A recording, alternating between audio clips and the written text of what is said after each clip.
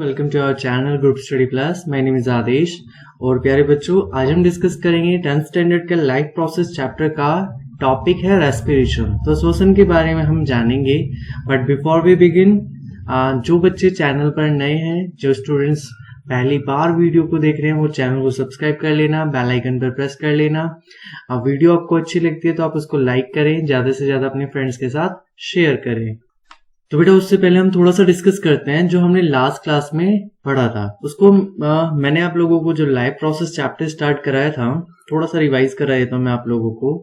Life process में मैंने आप लोगों को 4 प्रोसेस बताई थी। जैव प्रक्रम के बारे में जब मैं आपको पढ़ा रहा था तो मैंने आप लोगों को 4 प्रोसेसेस बताई थी। तो बेटा, ये चारों प्रोसेस जो हैं आपके पास थी न्यूट्रिशन, फिर थी रेस्पिरेशन यानी कि श्वसन, पोषण, श्वसन, फिर हमने पढ़नी थी transportation, and the last one is transportation के बाद मतलब वहन के बाद आप पढ़ेंगे एक्सक्रीशन, मींस उत्सर्जन। ठीक है, तो ये एक्सक्रीशन, ये 4 प्रोसेस आपको पढ़नी थी, जिसमें न्यूट्रिशन के बारे में कि प्लांट्स के अंदर ऑटोट्रॉप, हेटरोट्रॉप, पादपों में, और एनिमल यानी कि ह्यूमन बींग्स के अंदर मैं आप लोगों को ऑलरेडी लास्ट लेक्चर में पढ़ा चुका हूं। तो आज का जो हमारा टॉपिक है वो हमारा रेस्पिरेशन से रिलेटेड है। रेस्पिरेशन को हिंदी में श्वसन कहते हैं। ठीक है, अगर हम मेन ऑर्गन की बात करें तो रेस्पिरेशन परफॉर्म होता है हमारे लंग्स के अंदर। ठीक है, लंग्स के अंदर हिंदी में जिन्हें फुफ्फुस, आपकी बुक में लिखा हुआ है फुफ्फुस, या फिर आम भाषा में नॉर्मली हम उन्हें फेफड़े कहते हैं।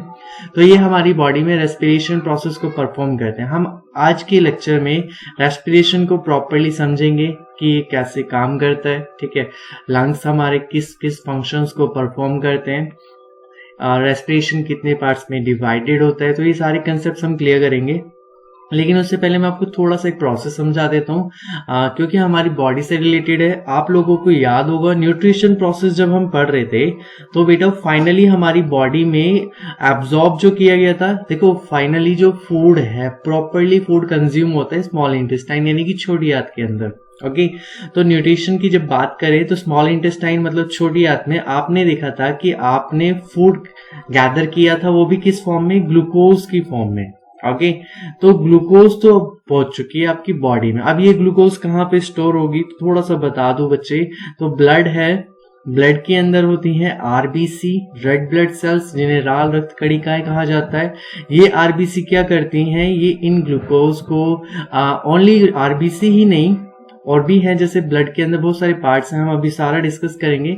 तो ब्लड के अंदर प्लाज्मा भी हो गया, बहुत सारे मटेरियल्स हैं, वो क्या करते हैं, वो इतना भी ग्लूकोज होता है उन सबको सभी सेल्स के पास तक पहुंचा देते हैं, क्योंकि फूड की रिक्वायरमेंट हमारी बॉडी की स्मॉलेस्ट फंडामेंटल यूनिट यानी कि सेल, उस तक को जरूरत होती है, तभी तो आपकी बॉडी से एनर्जी रिलीज होती है। तो वही प्रोसेस मैं आप लोगों को आज समझाऊंगा। और उससे पहले थोड़ा सा आप लोगों को याद होगा कि हमने क्या किया था, लास्ट प्रोसेस जो हमने समझी थी, जिसमें हमने ग्लूकोज का फॉर्मेशन किया था। ग्लूकोज का फॉर्मूला क्या था बेटा, तो फॉर्मूला था हमारे पास C6H12O6।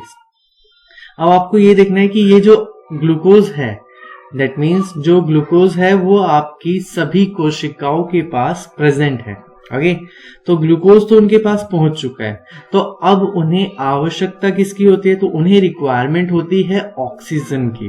ओके, अब उन्हें किसकी रिक्वायरमेंट है, ऑक्सीजन की। और ये ऑक्सीजन आप ड्यूरिंग रेस्पिरेशन, जब आप रेस्पिरेट कर रहे हो, सांस ले रहे हो, तो उस दौरान अपनी बॉडी को प्रोवाइड कराते हो। और उस दौरान जब ये रेस्पिरेशन हो रहा होता है तो ये ऑक्सीजन सभी सेल्स के पास जाती है और वहां पर ये परफॉर्म करते हैं ब्रेकडाउन। ठीक है, तो आगे की प्रोसेस समझते हैं हम। ठीक है, तो रेस्पिरेशन के बारे में मैंने आपको छोटा सा ओवरव्यू दिया कि जो लास्ट प्रोसेस में हमने ग्लूकोज बर्न किया, आई मीन ग्लूकोज जो बनाया है, उससे हमें फाइनली एनर्जी निकालनी है।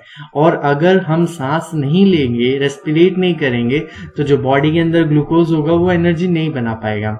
ओके, तो बहुत सारी कंडीशंस भी हैं, तो इसके बारे में डिस्कस करते हैं। तो बेटा स्टार्ट करते हैं। देखो, सबसे पहले रेस्पिरेशन के बारे में पढ़ते हैं। आई होप आपको स्क्रीन पर सब कुछ क्लियर हो रहा होगा। अगर कोई इशू हो रहा है, वीडियो क्लियर नहीं हो पा रही है, तो आप मुझे कमेंट बॉक्स में कमेंट करके बता सकते हो। ओके, और ज्यादा से ज्यादा शेयर करना अपने फ्रेंड्स के साथ, अच्छे से रिव्यू दो। और ज्यादा से ज्यादा लाइक करो। तो बेटा हम पढ़ रहे थे रेस्पिरेशन के बारे में। तो रेस्पिरेशन के बारे में मैंने आपको बताया। देखो रेस्पिरेशन होता क्या है ये तो आपको समझ में आता होगा कि आपने देखा होगा रेस्पिरेशन, लेकिन फिर भी मैं उसको डिवाइड कर देता हूँ। यहाँ पे रेस्पिरेशन फर्दर डिवाइड होता है दो प्रोसेस के अंदर। एक होता है ब्रीथ। ब्रीथ का मतलब है सिंपली, ब्रीथ का मतलब होता है सांस लेना। Okay, that is a process only inhalation and exhalation. ऐसी प्रक्रिया जिसमें केवल एक कोई भी जीव है वो ऑक्सीजन को या फिर कोई भी गैसेस को इनहेल करता है और एक्सोल करता है। ओके, और दूसरा जो इंपॉर्टेंट है that is called cellular respiration. तो बेटा सेल्यूलर रेस्पिरेशन बड़ा इंपॉर्टेंट है क्योंकि यही हमें पढ़ना है। और सेल्यूलर रेस्पिरेशन की बात करें तो हिंदी में इसको कहते हैं कोशिकीय श्वसन। ओके, तो सेल्यूलर रेस्पिरेशन को हिंदी में कोशिकीय श्वसन कहा जाता है। क्लियर है? तो देखो ब्रीथ में और सेल्यूलर, पहले तो यही समझ लो रेस्पिरेशन और सेल्यूलर रेस्पिरेशन में क्या डिफरेंस होता है। तो रेस्पिरेशन तो एक प्रोसेस है, ठीक है। अगर हम नॉर्मली मैं आप लोगों से कहता हूं कि आप रेस्पिरेट कर रहे हो तो आपके पॉइंट ऑफ व्यू से आप सिर्फ गैसेस को इनहेल कर रहे हो, मतलब सांस ले रहे हो, और गैसेस को छोड़ रहे हो यानी कि सांस एक्सोल कर रहे हो। ओके, तो ब्रीथ दैट इज वो प्रोसेस किसकी बन जाएगी, वो सिंपली कहलाएगा ब्रीथ। ओके, और अगर मैं कहूं कि आप ड्यूरिंग द रेस्पिरेशन या फिर इनहेलेशन एक्सहेलेशन की प्रोसेस में आप क्या कर रहे हो, आप अपनी बॉडी के अंदर जो छोटी छोटी सेल्स हैं उनके पास जो ग्लूकोज की क्वांटिटी अवेलेबल है उस ग्लूकोज को ब्रेक डाउन कर रहे हो, उसको तोड़ रहे हो और एनर्जी जनरेट कर रहे हो उसे, तो वो प्रोसेस आपकी कहलाती है सेल्यूलर रेस्पिरेशन। तो ओनली अगर रेस्पिरेशन कहा जा रहा है तो दैट मीन्स वहां पे ब्रीथिंग की बात हो रही है कि इनहेलेशन और एक्सहेलेशन करना है, और अगर सेल्यूलर रेस्पिरेशन की बात हो रही है तो दैट मीन्स वहां पे आप ऑक्सीजन को यूज करके एनर्जी बना रहे हो। ओके, तो आगे देखते हैं। देखो ब्रीथिंग के बारे में मैंने लिखा हुआ है ताकि आप अपने प्रॉपर नोट्स मेंशन कर सको। तो ब्रीथिंग के बारे में लिखा हुआ है, in the process of breathing we take oxygen, यहाँ पे गैसेस भी हो सकता है, inside the body called inhalation. वह प्रक्रिया जिसमें हम शरीर में कोई भी गैसों का या ऑक्सीजन का इनहेल करते हैं उसको अंदर की ओर लिखा हुआ ना श्वसन। वह प्रक्रिया जिसमें जीव केवल ऑक्सीजन का ग्रहण करता है या कोई भी गैस हो सकती है, ठीक है। और क्या कर रहे हैं, रिमूव कार्बन डाइऑक्साइड, वो अपनी बॉडी से कार्बन डाइऑक्साइड को रिलीज कर देता है बाहर। वो प्रोसेस सिर्फ हिंदी में जिसे उच्च श्वसन या बाह्य श्वसन भी कहा जाता है या एक्सहेलेशन कहा जाता है, और कंबाइंडली ये क्या कहलाती है, ब्रीथिंग। तो यानी कि आप ना थोड़ा सा मैं डिफाइन कर देता हूँ बेटा। ये लिखा मैंने रेस्पिरेशन। ओके, रेस्पिरेशन को मतलब हमने समझा श्वसन, ठीक है। रेस्पिरेशन में हमने दो टॉपिक पढ़े बेटा, एक पढ़ा हमने ब्रीथ और एक पढ़ा सेल्यूलर रेस्पिरेशन। तो सेल्यूलर रेस्पिरेशन के बारे में तो अभी हम बहुत सारा पढ़ने वाले हैं। फिर हमें यहाँ पे थोड़ा सा और कैटेगराइज करना है। ब्रीथ फर्दर डिवाइडेड हो गया दो पार्ट्स में। एक हो गया इनहेलेशन, मतलब सांस को अंदर लेना, जिसको हिंदी में कहा जाता है अंतःश्वसन, ये लिखा, ठीक है। और दूसरा है बेटा एक्सहेलेशन, यानी कि सांस छोड़ना, दैट इज जिसे कहा जाता है बाह्य श्वसन या फिर उच्च श्वसन, ठीक है बेटा। तो इस तरीके से ये हो गया रेस्पिरेशन। रेस्पिरेशन आपको समझ में आ गया। रेस्पिरेशन पूछा जाएगा यानी कि वो ब्रीथ होता है, इनहेलेशन और एक्सहेलेशन का प्रोसेस। अगर आपसे सेल्यूलर रेस्पिरेशन पूछा जा रहा है तो आप वर्ड बोलेंगे ब्रेक डाउन वाला। देखो यहाँ पे लिखा हुआ है सेल्यूलर रेस्पिरेशन से क्या लिखा हुआ है सेल्यूलर रेस्पिरेशन में, देखो break down of simple food. Food यानी कि ग्लूकोज हो गया आपकी बॉडी के अंदर, ठीक है। तो break down of simple food in order to release energy inside the body. ऐसे मतलब क्या करना है हमें, कोशिकीय श्वसन वह प्रक्रिया है, ठीक है, जिसमें हम क्या करते हैं जो बॉडी के अंदर ग्लूकोज होता है या फूड जो होता है सेल्स के पास जो होता है उसको ब्रेक डाउन करते हैं, उसको और सिंपल पार्ट्स में तोड़ते हैं और उससे एनर्जी जनरेट करते हैं। ओके, तो यहाँ पे सबसे इंपॉर्टेंट पार्ट क्या हो गया हमारे पास, फॉर्मेशन ऑफ एनर्जी। ओके, तो that is the cellular respiration. अब बात करते हैं ब्रीथिंग की। हमने रेस्पिरेशन, ब्रीथिंग मीन्स और सेल्यूलर रेस्पिरेशन में डिफरेंस तो समझ लिया। अब ब्रीथिंग के भी मैंने आपको दो पार्ट्स बताए हैं। ब्रीथिंग का मतलब होता है श्वसन। तो देखो ब्रीथिंग में मैंने यहाँ पे दो पार्ट्स लिखे हैं ना आपके पास, एक लिखा है इनहेलेशन और एक लिखा है एक्सहेलेशन। तो आप इसे प्रॉपर अपनी कॉपी में वीडियो को पॉज करके नोट्स कर लेना, नोट्स अपने मेंटेन कर लेना। तो चलो इसके बारे में थोड़ा सा जान लेते हैं क्या होता है इनहेलेशन। पहले इनहेलेशन देखते हैं। इनहेलेशन का मतलब क्या है, सांस अंदर लेना, ठीक है। तो बेटा ये पूछा जाता है right the differences between inhalation and exhalation. कभी कभी एक दो नंबर में पूछ लिया जाता है, इंपॉर्टेंट नहीं है बट पूछ लिया जाता है। इनहेलेशन मतलब अंतःश्वसन, ठीक है। अंदर श्वसन के दौरान यहाँ पे लिखा हुआ वृक्षीय गुहा फैलती है, दैट मीन्स जो चेस्ट कैविटी होती है हमारी ड्यूरिंग इनहालेशन, जब हम सांस लेते हैं, थोरैसिक कैविटी भी कहा जाता है, चेस्ट कैविटी कहा जाता है, वो एक्सपैंड हो जाती है, यानी कि वृक्षीय गुहा फैल जाती है। ओके, रिब्स को हिंदी में पसलियां कहा जाता है, और वो क्या होती हैं, पसलियां ऊपर की ओर उठ जाती हैं। यहाँ पे लिखा हुआ है पसलियों में संलग्न पेशियां सिकुड़ जाती हैं। आप नॉर्मली इंग्लिश में भी लिख सकते हैं, रिब्स जो होती हैं, जब हम सांस लेते हैं तो हमारी पसलियां बाहर की तरफ यानी कि ऊपर की तरफ एक्सपैंड होती हैं। ठीक है बेटा। डायफ्राम क्या होता है? डायफ्राम जो लंग्स होते हैं ना, लाइक ये स्ट्रक्चर मान लीजिए आपके लंग्स की, तो यहाँ पे जो लास्ट वाला पोर्शन होता है that is called diaphragm. Okay, तो डायफ्राम जो होते हैं बिकम्स फ्लैट इन शेप। जब आप ये देखो, जो लंग्स होते हैं हमारे थोड़ी कर्व शेप में होते हैं, इस तरीके से होते हैं। ओके, जब आप सांस लेते हो बेटा, दैट मीन्स ये जो स्ट्रक्चर मैं आपको बना रहा हूँ, ये कर्व शेप हो गई, ये आपकी डायफ्राम की हो गई।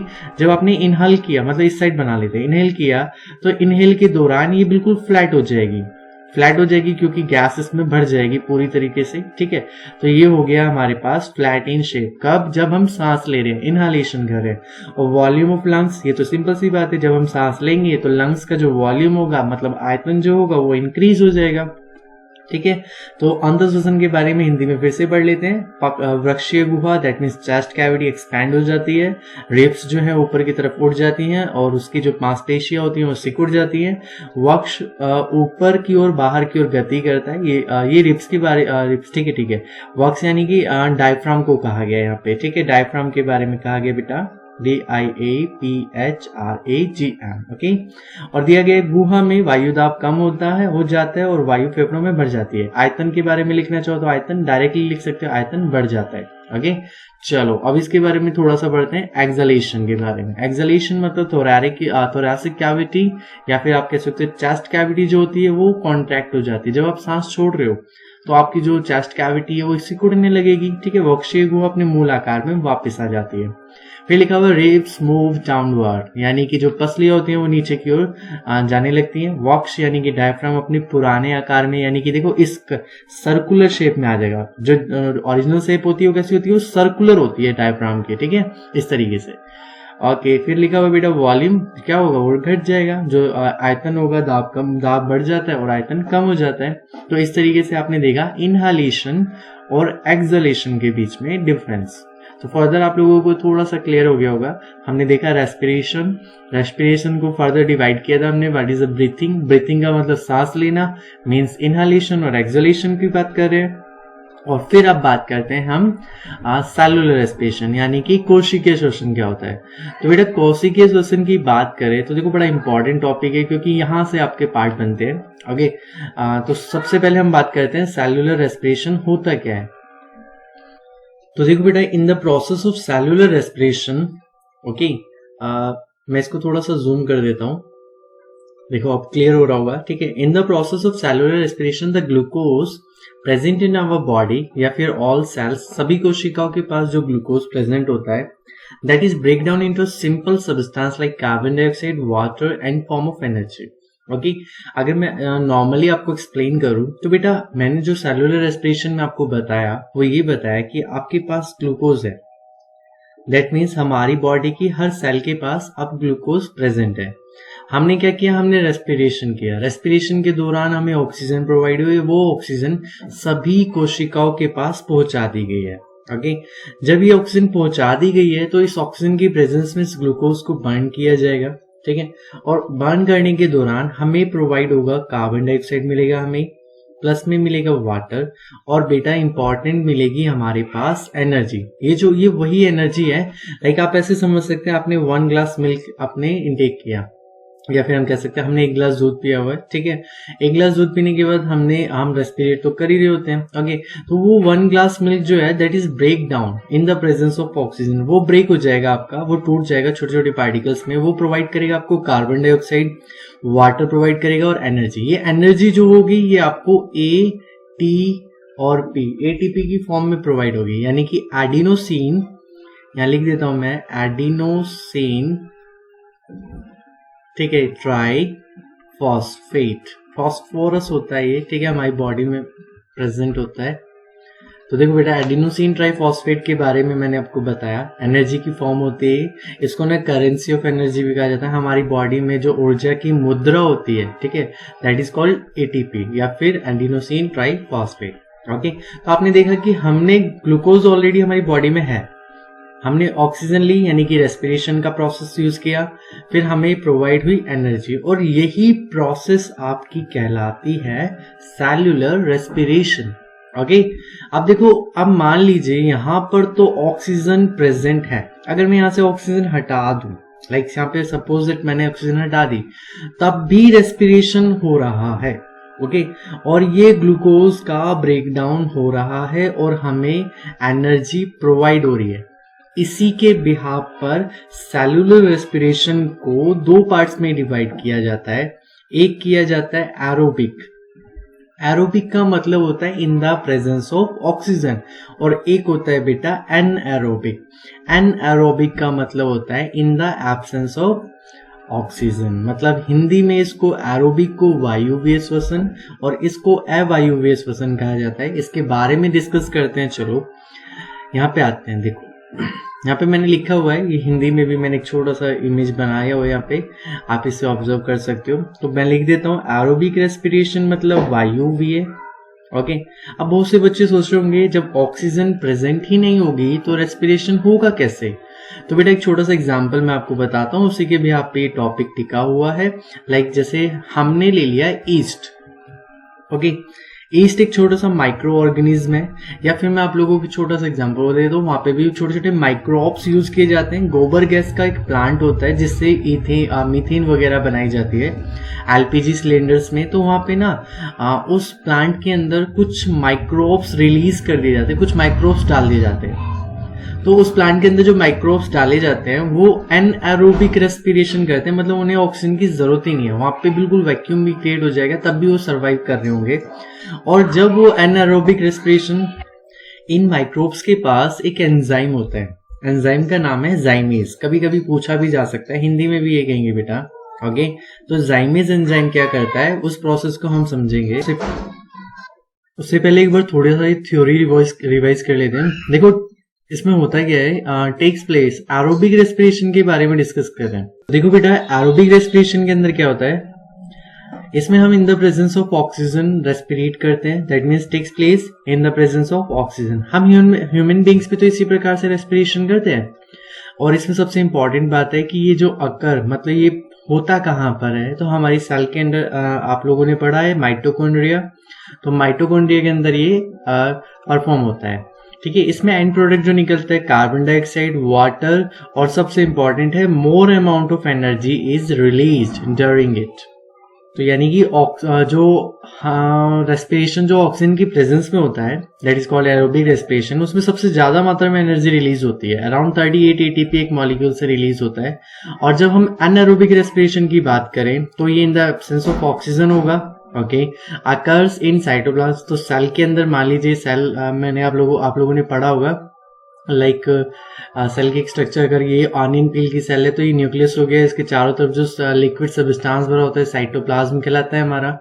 तो बेटा वो साइटोप्लाज्म के अंदर परफॉर्म होता है, और एंड प्रोडक्ट जो होता है इसमें निकलता है अल्कोहल और लैक्टिक एसिड। बहुत इंपॉर्टेंट कंसेप्ट है, यहाँ से क्वेश्चन बनता है, what is the end product of anaerobic respiration. तो एनारोबिक यानी कि अवायुवीय श्वसन का जो अंतिम उत्पाद होता है वो क्या होता है, अल्कोहल और लैक्टिक एसिड। और दूसरी बात बेटा, इसमें less amount of energy release होती है, अराउंड 2 एटीपी। अब एटीपी मैंने आपको बताया था, उसके बारे में अभी थोड़ा सा और डिस्कस करेंगे। पहले एक बार हिंदी वालों के लिए डिस्कस कर लेते हैं। बेटा हिंदी में लिखा हुआ है ऑक्सीजन की उपस्थिति में होता है, वायुवीय श्वसन है तो ऑक्सीजन की प्रेजेंस में होगा। ग्लूकोज का पूर्ण उपचयन होता है, यानी कि जो ग्लूकोज होती है, अभी मैंने बताया था ना ग्लूकोज का फॉर्मूला प्लस में ऑक्सीजन, तो प्रॉपरली ऑक्सीडाइज हो जाती है ग्लूकोज, और कार्बन डाइऑक्साइड, वाटर और ऊर्जा रिलीज करती है, एनर्जी बनाती है। यह है कोशिका द्रव्य और माइटोकॉन्ड्रिया। यहाँ पे आपको फोकस सिर्फ इस पर रखना है कि ये माइटोकॉन्ड्रिया के अंदर ही होता है। वायवीय श्वसन, जैसे साइटोसोल भी लिखा हुआ है कुछ बुक्स के अंदर, ठीक है। और अधिक ऊर्जा उत्पन्न होती है अराउंड 36, यहाँ पे 36 लिखा हुआ है, कहीं बुक्स में 38 भी लिखा हुआ है, तो ये कोई मैटर नहीं करता इतना, ठीक है। लेकिन आपको यही पता होना चाहिए कि जो एरोबिक रेस्पिरेशन होता है उसमें लार्ज अमाउंट में एनर्जी रिलीज होती है और एनारोबिक के अंदर लीस्ट अमाउंट एनर्जी रिलीज होती है, ठीक है बेटा। तो ये ऑक्सीजन की अनुपस्थिति में होता है। ग्लूकोज और का अपूर्ण यानी कि प्रॉपरली ऑक्सीडाइज नहीं हो पाती है ग्लूकोज। फिर दूसरा लिखा हुआ है एथेनॉल और लैक्टिक एसिड बनाता है, कार्बन डाइऑक्साइड। ये मैं आपको क्लियर करता हूँ भी, यह केवल कोशिका द्रव्य में होता है। चलो, तो बेटा मैं एक छोटा सा कंसेप्ट आपको समझा रहा हूँ जो आपकी बुक में भी गिवन है, यहां से आपको कुछ चीजें और क्लियर हो जाएंगी। तो सबसे पहले हमने लिखा ग्लूकोज, ओके, C6H12O6, ओके। जब ये बॉडी में रोटेट कर रहा होता है तो ये पायरुवेट में कन्वर्ट हो जाता है, कार्बन के 3 मॉलिक्यूल्स गायब हो जाते हैं, C3H12O6। तो बेटा ये तो हुआ आपके पास ग्लूकोज, ठीक है। ये हो गया हमारे पास पायरुविक एसिड। इसके बाद आप देखो हम इसको डिवाइड कर लेते हैं 3 पार्ट्स में, ओके। ये एक पार्ट लिखा, ये मैंने इस तरीके से ड्रॉ कर लिया, आपकी बुक में गिवन है, वहां से भी ऑब्जर्व कर सकते हैं, वहीं से पढ़ा रहा हूं मैं आपको, ठीक है। ये तो हो गया हमारे पास presence of oxygen, presence of oxygen. और ये हो गया absence of oxygen, absence of oxygen. और यहां पे लिख देते हैं बेटा लेस अमाउंट ऑफ ऑक्सीजन। ये हिंदी वाली लिख सकते हो बेटा, ऑक्सीजन की उपस्थिति, अनुपस्थिति और कम मात्रा में ऑक्सीजन की उपस्थिति, ठीक है। जब ऑक्सीजन, मैंने अभी बताया था ग्लूकोज है, जब आप इसे इन the presence of oxygen burn करते हो तो ये आपको बना के देता है कार्बन डाइऑक्साइड, वाटर और सबसे ज्यादा मात्रा में एनर्जी। ये तो हो गया हमारा एरोबिक रेस्पिरेशन, ठीक है। एरोबिक रेस्पिरेशन का एक कंसेप्ट हो रहा है लेस अमाउंट ऑफ ऑक्सीजन। ये एथलीट्स वगैरह, देखो एथलीट्स हो गया, जो रनर होते हैं वो क्या करते हैं, वो काफी तेजी से दौड़ते हैं तो उनकी बॉडी में इनहालेशन मतलब ब्रीथिंग रेट तो हाई रहता है, वो सांस तो बहुत ज्यादा बार लेते हैं, लेकिन सेलुलर रेस्पिरेशन बहुत कम हो रहा होता है उनकी बॉडी में, क्योंकि उन्हें प्रॉपर ऑक्सीजन उनकी सेल्स तक प्रोवाइड नहीं हो रही होती है, तो वहां पे लेस अमाउंट ऑफ ऑक्सीजन है। और लेस अमाउंट ऑफ ऑक्सीजन के दौरान रिलीज होता है लैक्टिक एसिड। देखो बेटा, तो ये वही लैक्टिक एसिड है जिसकी वजह से धावकों की मांसपेशियों में ऐंठन आ जाती है, ठीक है। लैक्टिक एसिड और एनर्जी इसमें भी रिलीज होती है, लेकिन इसमें कम मात्रा में एनर्जी रिलीज होती है, क्योंकि एक तरीके से ये एनारोबिक केसेस में आ जाते हैं। लेकिन यहाँ पे ऑक्सीजन प्रेजेंट होती है but sufficient amount of energy नहीं होती है, ठीक है। तो आपकी बॉडी क्या जनरेट करती है, लैक्टिक अम्ल बनाती है। और एब्सेंस ऑफ ऑक्सीजन ये किसमें होता है, ये ईस्ट में मैंने आपको अभी बताया। और इसमें आपका बाय प्रोडक्ट जो होता है वो होता है इथेनॉल, आप बनाते हो, या वो सॉरी ऑर्गेनिज्म इसमें इथेनॉल बनाता है, और बनाता है बेटा एनर्जी बनाता है, लीस्ट अमाउंट ऑफ एनर्जी, ठीक है, प्लस में कार्बन डाइऑक्साइड। तो इस तरीके से ये आपने समझा कि यहाँ पे aerobic, anaerobic, presence of oxygen, less amount of oxygen और ईस्ट का क्या रोल है, ठीक है, यानी कि एब्सेंस ऑफ ऑक्सीजन। तो ये आपको पता होना चाहिए, ओके। अब देखो थोड़ा सा क्लियरली समझते हैं, कंसेप्ट क्लियर करते हैं। तो अब हम पढ़ते हैं थोड़ा सा एनर्जी के बारे में, ठीक है। करेंसी ऑफ एनर्जी क्या है हमारी बॉडी के अंदर, करेंसी यानी कि मुद्रा ऑफ एनर्जी। तो बेटा वो आपने पढ़ी एटीपी, ठीक है।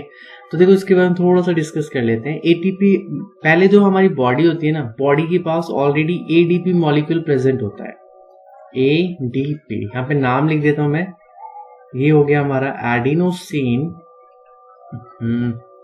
वेट अ मिनट, देखो एडिनोसिन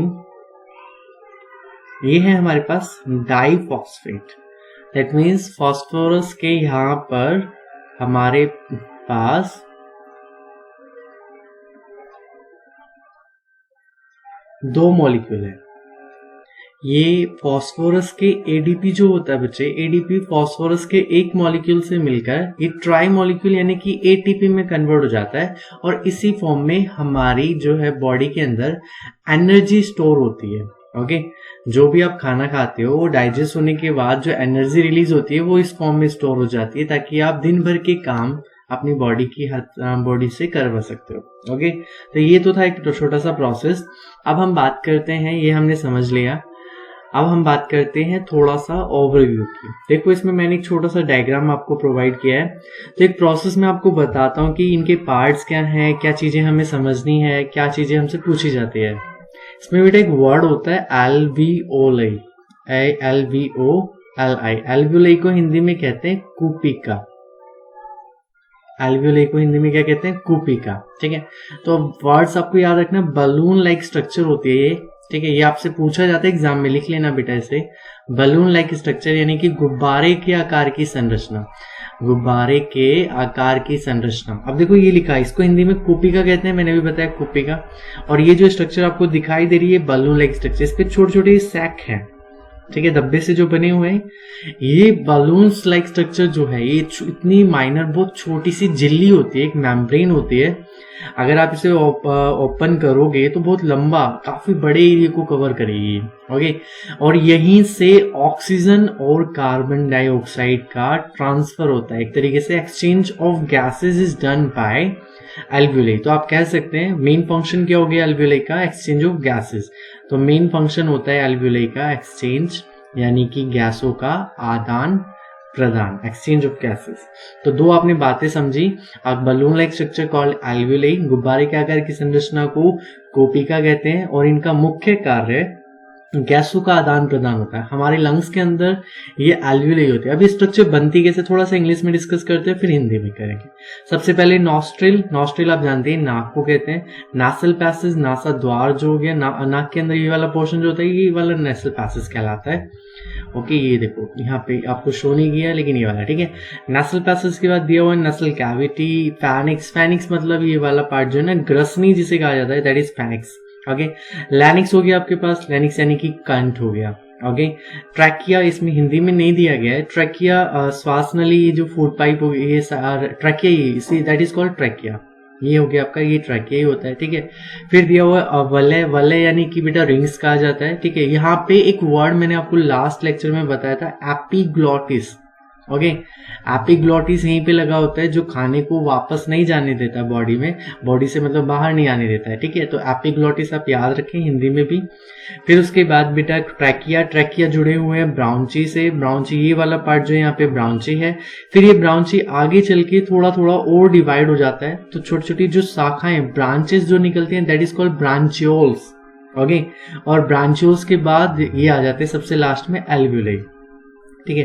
तो ये ट्रैकिया समझ में आ गया, ब्रांची, ब्रांचेस और एल्वियोलाई, ये लंग्स का पार्ट है। एल्वियोलाई के बाद ब्लड कैपिलरीज, एल्वियोलाई के बाद जो हमारी ये जो एल्वियोलाई होती हैं, इसके बाहर की तरफ कंटिन्यूसली क्या होता है, रक्त की वाहिकाएं इससे जुड़ी हुई होती हैं, ताकि क्या होगा, ऑक्सीजन जो अंदर है वो ब्लड में घुल जाएगी, और ब्लड से जो कार्बन डाइऑक्साइड है वो यहाँ पे आ जाएगी। अभी मैं इस प्रोसेस को भी समझाऊंगा, हिंदी वाले बच्चे यहाँ से पढ़ सकते हैं। नासाद्वार, ग्रसनी, कंठ, श्वास नली, इस तरीके से। तो बेटा इसमें होता क्या है, आपने एल्वियोलाई का स्ट्रक्चर समझ लिया। आप इनहेल करते हो, सांस अंदर लेते हो, वो ऑक्सीजन, या यहाँ पे तो गैसेस है ना, कोई हमारी नाक के अंदर फिल्टर थोड़ी ना लगा हुआ है कि वो ओनली ऑक्सीजन को जाने देगा, तो वो अंदर जाएगा। यहाँ पे ट्रैकिया मतलब श्वास नली से होते हो ब्रांचियोल्स, और उसके बाद लंग्स में यहाँ एल्वियोलाई पे आएगा।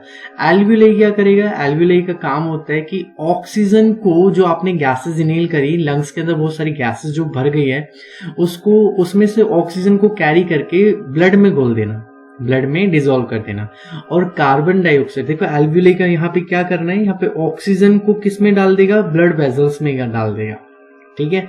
और बेटा दूसरा काम क्या करेगा, ब्लड वेजल से तुरंत ही ब्लड वेजल से कार्बन डाइऑक्साइड लेगा और वो ब्रांचियोल्स में डाल देगा, ब्रांची लिख सकते हैं आप, ठीक है, या फिर श्वास नली में कह सकते हो, ट्रैकिया लिखा है, ठीक है। तो इस तरीके से ये वर्क जो परफॉर्म करता है वो एल्वियोलाई करता है, ठीक है, BRONCHI। ओके, तो इस तरीके से परफॉर्म होता है। इसके बारे में अब एक छोटी सी प्रोसेस में आपको समझाता हूँ। रेस्पिरेशन में आप लोगों ने काफी सारी चीजें पढ़ी है, आगे डिस्कस करते हैं। देखो एक प्रोसेस मैंने लिखी है, हिंदी में है ये बेसिक, बट मैं यहाँ पे इंग्लिश में लिख दूंगा और बहुत अच्छे से आपको समझ में आ जाएगी। ओके, तो हमें समझना है बेटा, देखो क्या लिखा हुआ है इसमें। सबसे पहले लिखा हुआ वायु, यानी कि एयर। ऑक्सीजन कंप्लीटली एयर है, ठीक है। यहाँ पे हमने लिखा एयर, एयर यानी कि प्रॉपरली फुलफिल ऑक्सीजन है उसके अंदर, ठीक है, फुलफिल ऑफ ऑक्सीजन। ओके, और ऑक्सीजन से समृद्ध, ठीक है। ये प्रोसेस जो है उस प्रोसेस के बाद की है जो मैंने अभी रिसेंटली आपको बताई। ओके, तो ब्रांचियोल्स के बाद एल्वियोलाई। एल्वियोलाई मतलब अब ये जो प्रोसेस स्टार्ट हो रही है आपकी कूपिका, दैट मीन्स एल्वियोलाई से आ रही है। देखो इससे ऊपर की प्रोसेस तो समझ गए होंगे आप। आपने सांस लिया, गैसेस आएंगी, अंदर आएंगी, फुल्ली फिल्ड हो जाएंगी और एल्वियोलाई के पास आ जाएगी। अब एल्वियोलाई के पास आने के पास, एल्वियोलाई यानी कि कूपिका, कूपिका हमारे लंग्स के अंदर होती है, वो गैसेस को एक्सचेंज करती है, तो वही काम यहाँ पे करेंगी। जो एल्वियोलाई है हमारे लंग्स के अंदर, वो क्या करेगा, जो ऑक्सीजन फुलफिल्ड होगा वो ब्लड में डाल देगा। किस में डाल देगा? ब्लड कैपिलरीज में डाल देगा। मीन्स ब्लड कैपिलरीज का मतलब रक्त वाहिका। अब यहाँ पे आता है बेटा, इस ब्लड कैपिलरीज के अंदर होती है हमारे पास आरबीसी। ओके, सबसे पहली बात आरबीसी यानी कि देखो ब्लड के अंदर आप सबको पता है ब्लड के अंदर बहुत सारे पार्ट्स होते हैं। वहां पे एक आरबीसी होता है, एक डब्ल्यूबीसी होता है, एक प्लेटलेट्स होता है, एक प्लाज्मा होता है। ये सारी चीजें आपको पता है। तो यहाँ पे हमें आरबीसी के बारे में जानना है थोड़ा सा। आरबीसी क्या करता है? Red blood cells. आप सबको पता होगा रेड ब्लड सेल्स को लाल रक्तकणिका इसलिए कहा जाता है क्योंकि इसमें हीमोग्लोबिन पाया जाता है, जिसको हम HB से रिप्रेजेंट करते हैं। अब ये हीमोग्लोबिन ऑक्सीजन को कैरी कर लेता है। हीमोग्लोबिन क्या करता है? ऑक्सीजन को कैरी कर लेता है और बना लेता है HbO2। आपने सुना होगा कि सर्दियों में ना अंगीठी जो होती है जिससे हम हीट को प्रोड्यूस करते हैं, उसको अंदर रूम के अंदर रख के नहीं सोना चाहिए। क्यों? क्योंकि जो अंगीठी वगैरह होती है बेटा, वो कार्बन मोनोऑक्साइड को रिलीज कर रहा होता है। कोयला वगैरह आप लकड़ी वगैरह जलाते हो तो CO रिलीज करता है। अब CO बॉडी के अंदर जाने के बाद ना इस हीमोग्लोबिन की ऑक्सीजन को कैरी करने की कैपेसिटी को कम कर देता है। तो हीमोग्लोबिन ऑक्सीजन को कैरी नहीं कर पाता है। उस व्यक्ति को जो कमरे में सो रहा होता है वो प्रॉपरली सांस नहीं मिल पाती है, जिस कारण उसकी मृत्यु हो जाती है। ठीक है, डेथ हो जाती है। तो यही रीजन है, थोड़ा सा इसके बारे में भी जान लेना। ओके, अब देखो HbO2 के बाद धमनी द्वारा O2 ऊतकों, धमनी को बोलते हैं आर्टरीज। ये आप जब हम अगला टॉपिक पढ़ेंगे ना तो उसमें पढ़ेंगे बेटा। नर्व्स का ही एक टाइप है, नसें जो होती हैं उसमें आर्टरीज होती है। आर्टरीज जो होती है ऑक्सीजन ब्लड को लेके जाती है। वो ऑक्सीजन वाला ब्लड, ओके, वो ऑक्सीजन वाला ब्लड सभी ऊतकों यानी कि टिश्यू के पास पहुंच चुका है। ओके, अब टिश्यू वाले जो टिश्यू है यानी कि वहां पे क्या ऑलरेडी प्रेजेंट है, ग्लूकोज का ऑक्सीकरण होगा यानी कि ऑक्सीडेशन होगा। टिश्यूज भी लिख सकते हो आप, यहाँ पे सेल्स भी लिख सकते हो। तो टिश्यूज के पास क्या हुआ, वही फॉर्मेशन जो हमने पढ़ा C6H12O6, वो ऑक्सीडाइज हो जाएगा इन द प्रेजेंस ऑफ ऑक्सीजन और वो प्रोड्यूस करेगा, क्या बनाएगा, कार्बन डाइऑक्साइड उत्पन्न करेगा। ये आप सभी जानते हैं, ये प्रोसेस जो मैंने आपको पढ़ाई है C6H12O6 in the presence of oxygen जब बर्न करेंगे ये बनाएगा कार्बन डाइऑक्साइड, ये बनाएगा वाटर और ये बनाएगा एनर्जी। ठीक है, तो बेटा अब यहाँ पे जो कार्बन डाइऑक्साइड निकली है ना टिश्यूज के पास जो है, वो फिर से क्या हो जाएगी, कार्बन डाइऑक्साइड जो है ब्लड कैपिलरीज में डिसॉल्व कर दी जाएगी, रक्त वाहिकाओं में घोल दी जाएगी। ओके, अब कार्बन डाइऑक्साइड वाला ब्लड जो है वो आता है वेन से। यहाँ पे लिखा नहीं है, वेन्स को बोलते हैं शीरा। वो धमनी कहलाती है, तो ये क्या कहलाती है, सीरा कहलाती है। दैट इज कॉल्ड शीरा। ठीक है, इंग्लिश में वेन्स कहते हैं। और ये वेन्स जो हैं फिर से घूम फिर के देखो रक्त वाहिका द्वारा कूपिका में विसरण, ये आएंगी किसके पास, ये एल्वियोलाई के पास आएंगी और एल्वियोलाई से फिर ये बॉडी से रिलीज कर दी जाएगी। एल्वियोलाई से लंग्स में और लंग्स से ट्रैकिया, ट्रैकिया से नेसल पैसेज और नॉस्ट्रिल से बाहर निकाल दिया जाएगा किसको, कार्बन डाइऑक्साइड को। तो इस तरीके से प्रोसेस चलती है। ओके, और शॉर्ट में मैं एक थोड़ा सा और समझा देता हूं आप लोगों को भी।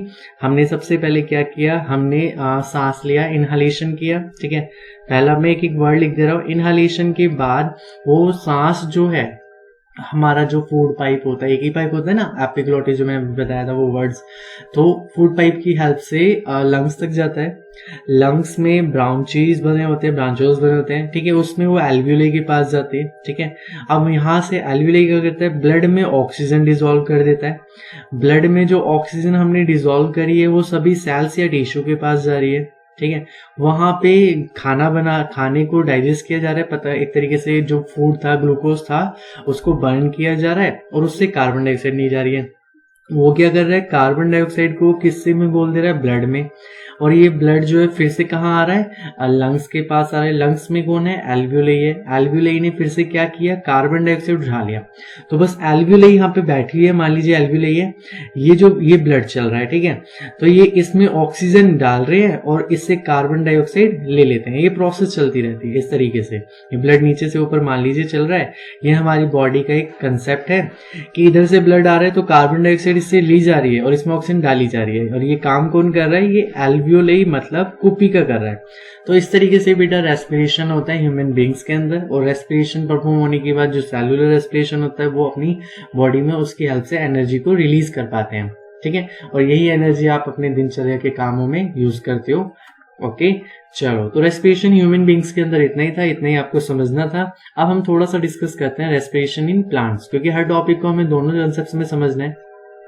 तो देखो प्यारे बच्चों, रेस्पिरेशन प्लांट्स के अंदर सिर्फ स्टोमाटा के थ्रू ही नहीं होता है। प्लांट्स जो है अपनी स्टेम का मतलब होता है तना, और रूट्स नोड्यूल से भी रेस्पिरेट करते हैं। वो मिट्टी के अंदर जो छोटे छोटे पार्टिकल्स होते हैं ना, उसमें भी ऑक्सीजन की जो क्वांटिटी होती है उसको भी, बट ये इन दोनों प्रोसेस को यूज करने के लिए देखो मैं लिख देता हूँ यहाँ पे, ये प्रोसेस यूज करते हैं डिफ्यूजन, जो आपने 9th स्टैंडर्ड में पढ़ी थी। डिफ्यूजन मतलब विसरण विधि, और सबसे पॉपुलर मेथड जो है जो हर बार यूज करते हैं दैट इज कॉल्ड स्टोमाटा। तो आप लिख सकते हैं plants can रेस्पिरेट by the help of stomata. Stomata को हिंदी में रंध्र कहा जाता है। स्टोमाटा को हिंदी में क्या कहा जाता है बेटा? रंध्र कहा जाता है, रंध्र, ठीक है। तो the swelling of guard sales, stomata, ये स्टोमाटा का पोर है, ठीक है। ये क्या है? ये छिद्र है, यहाँ पे आपको बहुत क्लियरली दिखाई दे रहा होगा। ओके, ये अभी कैसा है? ये ओपन है, और ये कैसा है? ये क्लोज है, ठीक है। इसके अंदर एक न्यूक्लियस होता है, क्लोरोप्लास्ट दिए गए हैं, वैक्यूल्स ही प्लांट सेल के अंदर पाए जाते हैं, आपको पढ़ाए गए हैं। गार्ड सेल्स होती है, ठीक है, सेल वॉल होता है। ओके, तो बेटा अभी पूछ लेते हैं कि ये जो गार्ड सेल्स हैं ये ओपन और क्लोज कैसे होती है? तो बेटा एब्जॉर्प्शन ऑफ वाटर, तो वाटर की हेल्प से गार्ड सेल्स जो है, swelling of guard cells due to absorption of water causes opening of stomata. Stomata open हो जाता है, और स्टोमाटा का पोर, और वाइल श्रिंकिंग, तो ये दोनों प्रोसेस हैं, ठीक है, रंध्रों का। इसमें एक फंक्शन जो पूछ लिए जाते हैं आपसे, तो मैं फंक्शन आपको डिस्कस कर देता हूं। एक्सचेंज ऑफ गैसेस होता है सबसे इंपॉर्टेंट प्लांट्स के अंदर।